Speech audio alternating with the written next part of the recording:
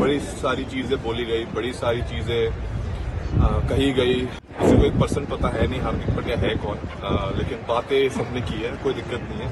हालात और चीजें जवाब दे सकती है। ऐसे मौके लाइफ में बहुत ही कम लोगों को मिलते हैं जहां लाइफ बोलते ना एक चेंज हो सकती है।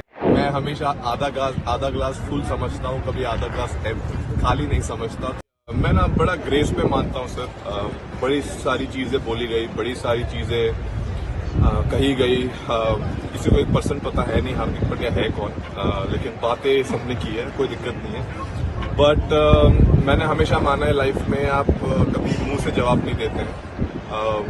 हालात और चीजें जवाब दे सकती है। और मैंने वही जब वक्त भी मुश्किल था तब एक ही चीज मैंने खुद को बोली लाइफ में, आप ज्यादा देर तक नहीं चलता है। और मुझे मैं ग्रेस में बहुत मानता हूँ। आप ग्रेसफुल रहे, हारिए जीतिए, ऊपर डाउन, अगर आप ग्रेस रखेंगे I think it is time for our fans or everyone else to learn as well that irrelevant क्या हो लाइफ में, एक तरीका, आई थिंक एक बेहतर तरीका भी ढूंढना पड़ेगा अपनी कंट्री में। और आई एम श्योर वो सेम लोग काफी खुश होंगे।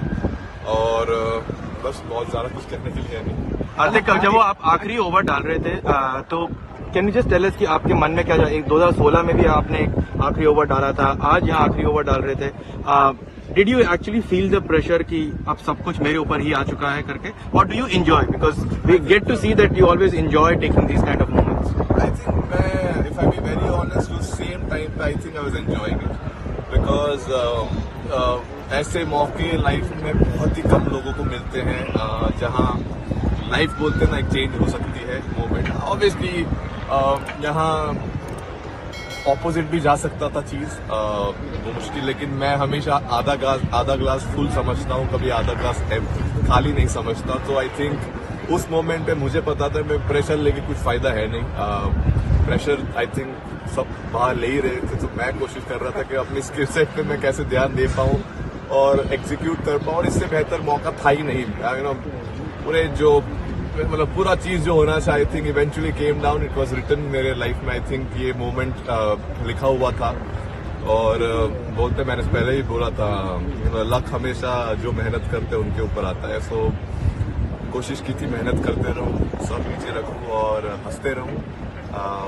और आज एक और काफी लंबी हंसी रहेगी काफी टाइम तक। सो बहुत खुश। ये जो पूरा टूर्नामेंट है इसमें आपने पहले लेग में तो बहुत ही शानदार बॉलिंग भी की, इसमें तो आपके यहाँ पे आपकी बैटिंग भी शानदार की। तो पूरे टूर्नामेंट को अगर आपके पर्सपेक्टिव से देख रहे हैं तो कैसे आप उसको बोलेंगे?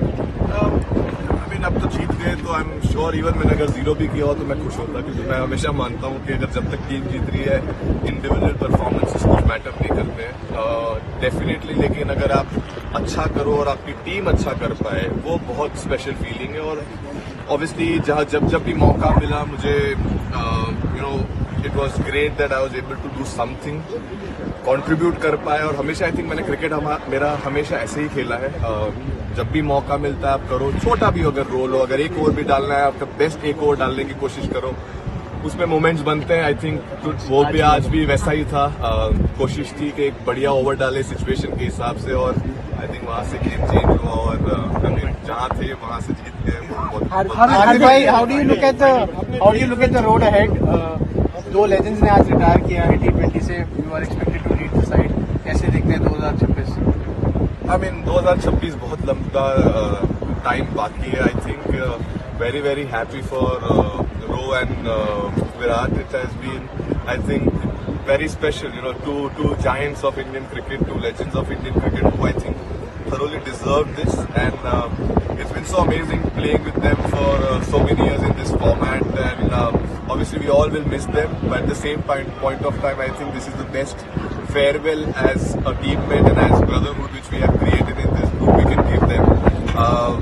I mean, they've been giants. I can't say much about them. They've been legends in this field. I mean, all formats, not just this format, but definitely, very happy for them to end like this and enjoy and keep this memory for the rest.